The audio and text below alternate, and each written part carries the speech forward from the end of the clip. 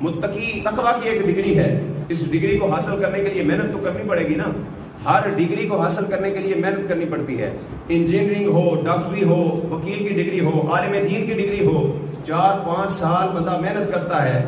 تو پھر اسے انجینئرنگ کی ڈگری ملتی ہے، 4-5 سال بندہ محنت کرتا ہے تو وکالت کی ڈگری ملتی ہے، 4-5 سال بندہ محنت کرتا ہے تو ڈاکٹری کی ڈگری ملتی ہے، اور 8-10 سال لگاتار محنت کرتا ہے تو عالم دین کی ڈگری ملتی ہے۔